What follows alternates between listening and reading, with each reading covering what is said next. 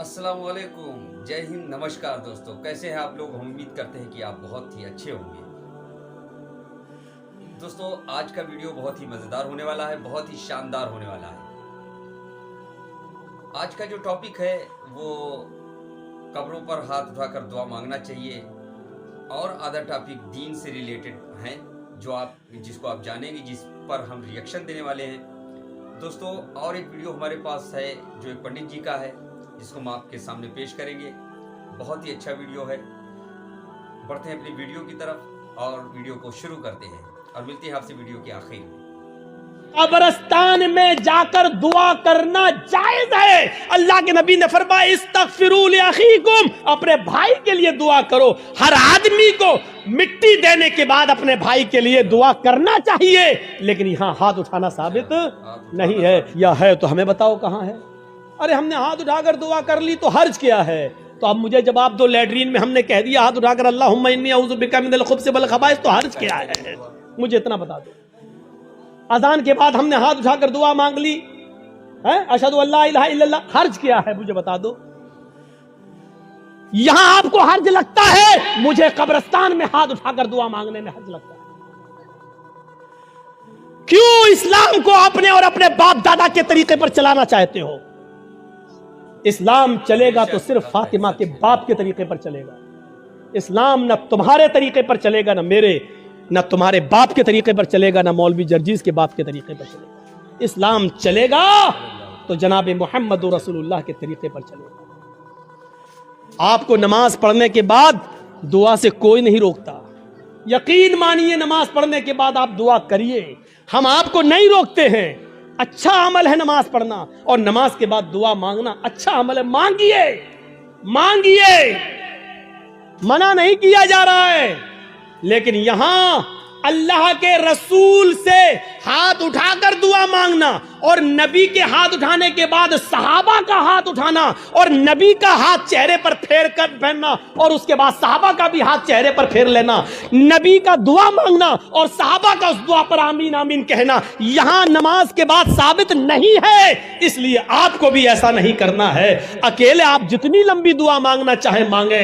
आपकी बेटी बड़ी है, शादी के रिश्ते आते टूट जाते हैं, नमाज के बाद दुआ मांगिए, अल्लाह मेरी बेटी को कोई दीनदार रिश्ता अता फरमा दे। आपकी रोजी रोटी में बरकत नहीं, अल्लाह मुझे मेरी रोजी रोटी में बरकत दे। आपको जितनी दुआ मांगना मांगो, ये 2 मिनट वाली दुआ को रस्म मत बनाओ मेरे भाई। बताइएगा। इमाम साहब ने कहा अस्सलाम वालेकुम रहमतुल्लाह, अस्सलाम वालेकुम रहमतुल्लाह, अल्लाहुम्मा आमीन आमीन, पीछे कर आमीन आमीन आमीन आमीन। अबे ये कौन सी दुआ है? और 2 मिनट में ला इलाहा इल्लल्लाह मुहम्मदुर रसूलुल्लाह। 2 मिनट में तेरी भी जरूरत पूरी हो गई, 2 मिनट में उसकी भी हो गई। वहां इमाम कह रहा अल्लाह मेरी रोजी रोटी में बरकत दे, आप कह रहे हैं आमीन। अरे फायदा तो इमाम का हो रहा, आपका क्या हो रहा है मुझे बताओ? वो इमाम तो अपनी दुआ कर रहा है।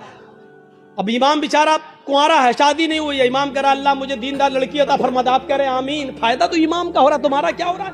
अरे इमाम अपनी दुआ मांगे, तुम अपनी दुआ मांगो यार। इमाम की अपनी जरूरतें हैं, तुम्हारी अपनी जरूरतें हैं।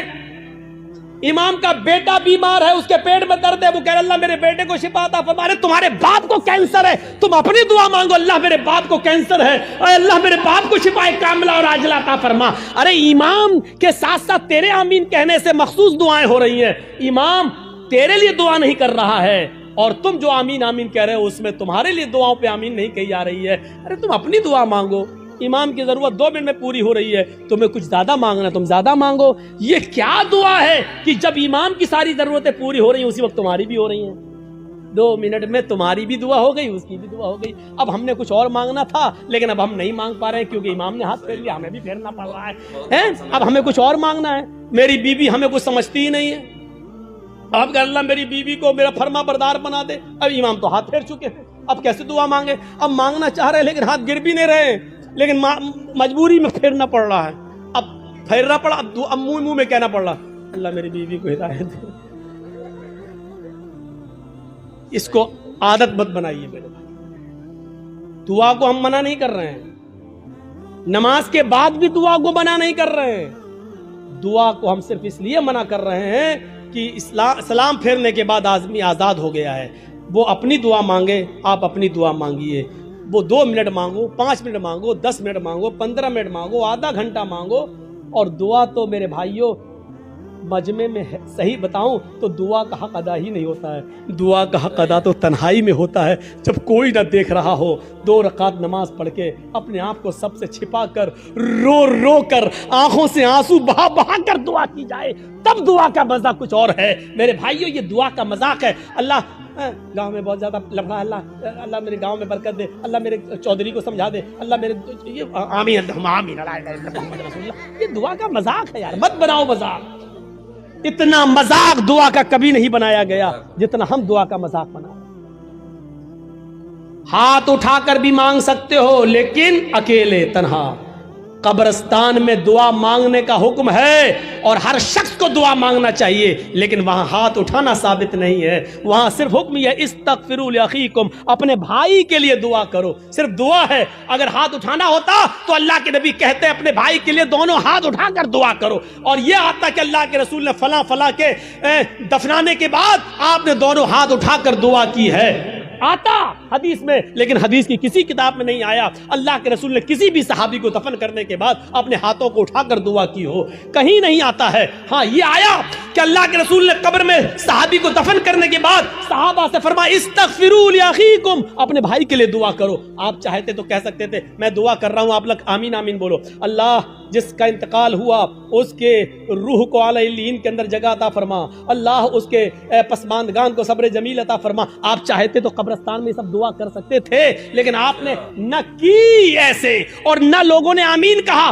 बल्कि आपने सबको हुक्म दिया कि तुम अपने भाई के लिए दुआ करो, यानी तुम अपनी दुआ करो, हम अपनी दुआ कर रहे हैं। दुआ सब करें लेकिन अलग अलग करें, और हाथ उठाना यहां साबित नहीं है, इसलिए हाथ ना उठाया। ऐ भगवान, ऐ राम, ऐ कबीर, ऐ मंसूर, ऐ सतगुरु महाराज, मुक्ति को तुरंत रिहा किया जाए। मैं चैलेंज देता हूँ ये कि अगर काट दूं रक्त तो लाल निकलेगा। विश्व का कोई भी ये वैज्ञानिक बता नहीं सकता कि हिंदू का रक्त है कि मुसलमान का रक्त है, तो तुरंत रिहा करो। हम मुक्ति के साथ हैं, इसलिए हैं। यदि यह कानून है तो लोकसभा में जो बयान दिया गया था, रमेश बिदुड़िया ने कहा था, कटुआ शब्द क्या क्या शब्द कहा था, उनको भी गिरफ्तार करिए। किसान नहीं तो हम लोग भी उसी के साथ रह करके आंदोलन करने का काम करेंगे। क्या कहती पुराण कहे, कुरान कहे, पीर कहे, पैगंबर कहे, राम कहे, कृष्ण कहे, कबीर कहे, मंसूर कहे, रविदास कहे, विश्व के सभी धर्म गुरुओं ने कहा सबसे बड़ा धर्म है तो मानवता और इंसानियत। अगर इसकी पंचायत से आपका सांसद बोलता है उस पर गिरफ्तारी नहीं होती, क्यों? क्योंकि वो मुसलमान है। इस देश में मुसलमान के नाम पे फिर राजनीति होगी तो संतों की भजन नहीं होगी। मुक्ति को तुरंत रिहा किया जाए। अगर नहीं रिहा करते हो तो उस सांसदों को गिरफ्तार करो। ये सबका मालिक एक है, वो भी इबादत करता है अल्लाह के नाम से, हम राम के नाम से। हजरत का बयान आपने सुना, बहुत ही अच्छा बयान था। तो जो लोग कब्रों पर जाकर के दुआ करते हैं तो उनका भी अपना एक अलग नजरिया होता है, और वो भी कहीं ना कहीं से बातों को रखते हैं ला करके कि इस तरीके से चीज़ें सही है, और हम लोगों को भी जानना चाहिए इसके बारे में कि कौन सही है और कौन गलत है।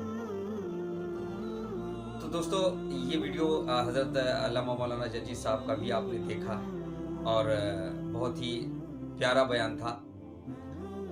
और ये पटी जी का वीडियो भी आपने देखा कि सलमान अजहरी साहब के बारे में बोल रहे थे, जिनको अभी जल्द ही में गिरफ्तार किया गया था। तो देखा जाए तो तमाम चीज़ें जो उन्होंने कही हैं वो बिल्कुल सत्य हैं, और कोई भी कुछ भी कह के चला जाता है। इधर से अगर कोई कुछ बोल देता है तो देखिए, एक ही देश में 2 तरीके के कानून चल रहे हैं। तो आपको हमारा वीडियो कैसे लगा? अगर अच्छा लगा तो हमारे लाइक करें, शेयर करें और चैनल को सब्सक्राइब कर लें।